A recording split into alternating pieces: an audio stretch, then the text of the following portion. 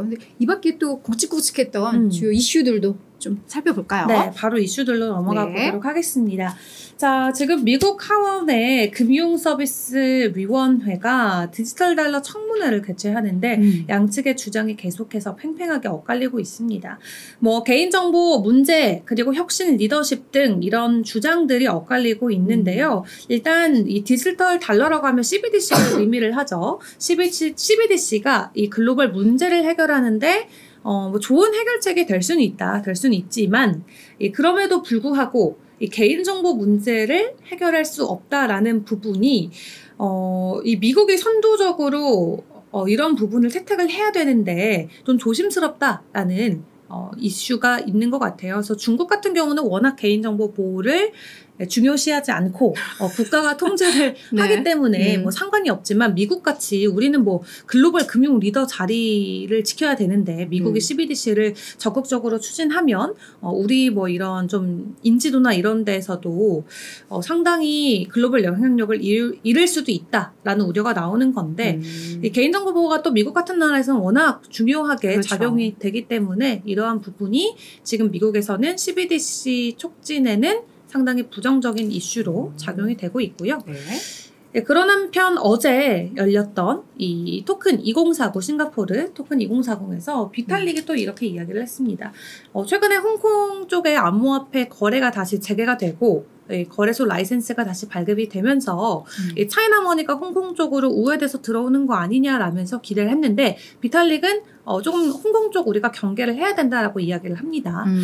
그러면서 홍콩이 최근 친화적인 조금 행보를 보이고 있는 것은 분명하지만 이 태도가 언제까지 갈 건지는 신뢰가 안 된다라고 이야기를 하는 거죠. 그래서 개인적으로 홍콩의 암호화폐 업계를 계속 지원해줄 수 있을 건지에 대한 판단은 본인은 어렵다. 라고 이야기를 하면서 싱가포르에서 홍콩과 관련된 우려의 목소리를 전했고요. 지금 해외 거래소들이 하나둘 철폐하는 곳들이 상당히 많습니다. 지금 바이비트 같은 경우도 조만간 영국에서 거래소 문을 닫을 수도 있다, 철수한다라는 입장을 보였는데요. 새로운 규제들이 계속 생기면서 기존에 하던 사업들이 더 이상 유효하지 않다라는 게 그 이유가 되겠습니다. 영국 금융감독청 같은 경우도 지금 이 10월 달부터는 레퍼럴 보상을 금지합니다. 그래서 암호화폐 제품 마케팅 규제가 시행이 되는데 바이비트나 이런 거래소들 같은 경우는 이제 레퍼럴 보상이라 그래서 링크 타고 들어가서 추가적으로 보상을 받는 어떻게 보면은 약간 다단계 느낌이 나는 그런 보상 구조가 암호화폐 거래소 안에서는 상당히 인기가 많거든요. 왜냐하면 돈을 더 쉽게 벌 수 있잖아요. 그쵸. 현물 투자뿐만 아니라 나를 통해서 누군가가 또 가입을 하거나 투자를 하면 그 수수료의 일부를 내가 받아가고 또 거래소에서도 추가로 보상을 해주고 이런 구조가 짜여 있어서 이 거래소를 통해서 돈을 버는 투자자들도 상당했습니다. 근데 영국이 이제 이거 못하게 막겠다. 10월부터 라고 이야기를 한 거고 이런 서비스를 적극적으로 지원하고 있는 거래소 입장에서는 그렇다면 더 이상 그 나라에서 그 국가에서 서비스를 할 이유가 사라지는 게 되겠죠. 그래서 바이비트도 조만간 영국에서 철수할 수 있다라는 입장을 내비쳤습니다.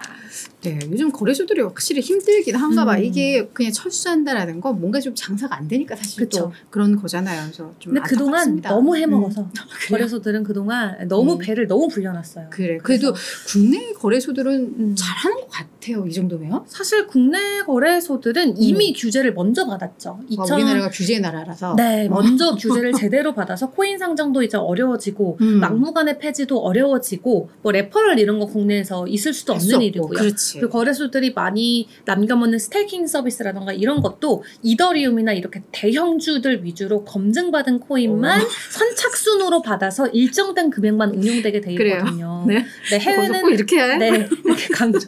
해외는 아무 코인이나 막 무한대로 막 스테이킹 해가지고 막 이자 받아내고 이러는데 맞아. 국내는 이제 암호화폐 커스터디 그런 서비스들이 굉장히 제한적입니다. 딱 현물 거래만 할 수 있게. 그래요. 그러니까 이게 규제의 양면성 같아. 그러니까 어떻게 보면 시장을 많이 이렇게 활성화시키지 못하게 막 움켜쥐게 하는 것도 있지만 처음부터 이렇게 조금 건전하게 성장하는 것도 나쁘진 않은 것 같긴 해요. 네.